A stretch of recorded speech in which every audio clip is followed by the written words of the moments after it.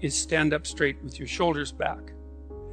And rule 2 is treat yourself like you're someone responsible for helping. And number 3, which is very tightly associated with number 2, they're sort of variations on a theme, is make friends with those people who want the best for you. And by the way, these last 2 rules aren't injunctions designed to make your life easier. They're actually injunctions designed to make your life more difficult.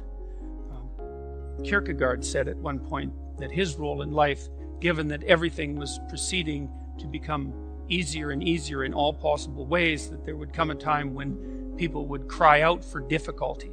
And so that's partly how he envisioned his role in the world, interestingly enough, as a universal benefactor of mankind who would strive to do nothing other than to make life more difficult for everyone.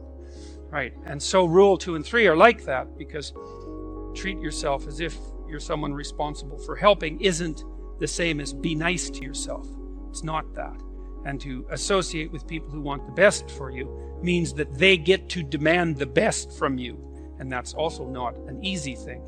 Rule 4 is compare yourself to who you were yesterday and not to who someone else is today. And that's an injunction about envy. Right?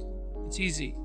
You need you need things that are above you, because you need to do something worthwhile with your life. You need something to aim at, but one of the consequences of that is that you can become envious of people that you believe have attained more in a deserved or undeserved manner, and that can make you bitter. And so it's much better to compare yourself to yourself and to use yourself as the target for improvement and comparison. Rule 5 is don't let your children do anything that makes you dislike them. And the rule of thumb there is if you dislike them, then other people will.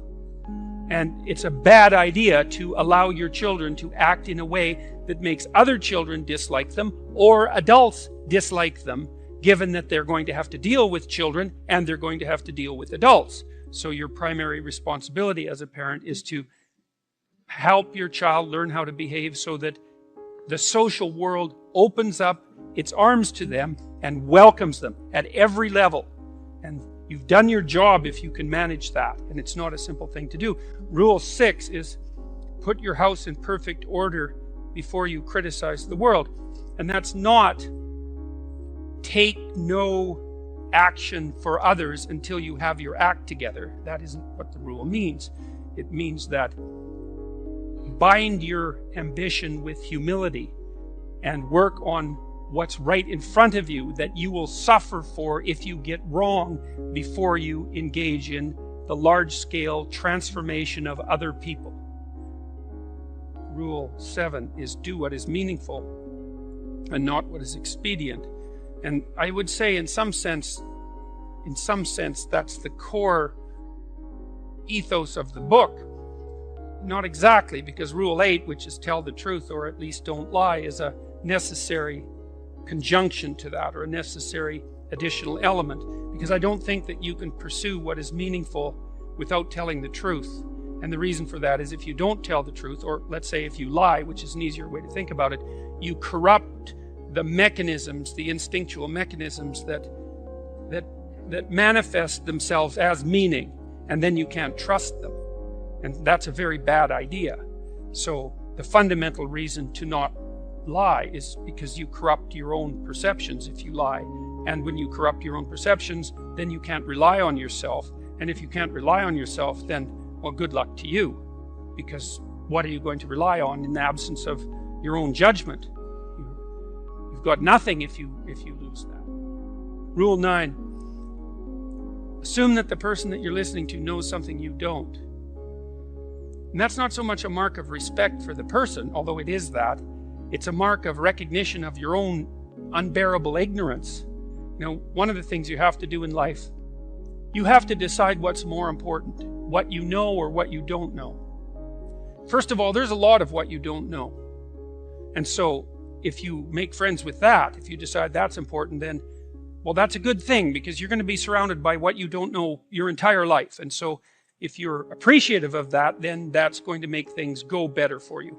But the other element of that is, well, why should you be appreciative of what you don't know. And the answer to that is, well, you shouldn't. If your life is absolutely perfect in every way, you have exactly what you need and want, you've put everything in order around you, then what you know is sufficient. But if you believe that things could still be put right around you in your own personal life and with regard to the effect that you have on other people, then obviously what you don't yet know is more important than what you do know, and you should be paying attention to find out what you don't know at every possible moment. And if you're fortunate when you have a conversation with someone and you're actually interested in what they say, then even if they're not very good at communicating, even if they're awkward, or even if they display a certain amount of enmity towards you, there's always the possibility that they might tell you something you don't know, in which case you can walk away from the conversation less ignorant and corrupt than you were when you started the conversation. And if your life isn't everything that you would like it to be,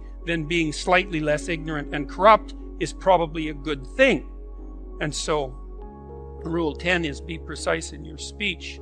And that's an observation, I would say, that's a variant of a New Testament injunction, which is, or maybe a description of the nature of the world, which is knock and the door will open, and ask and you will receive, which is a very strange theory, let's say, but which I would say is far more in accordance with what we know about the psychology of perception, let's say, than you might imagine, because it is the case that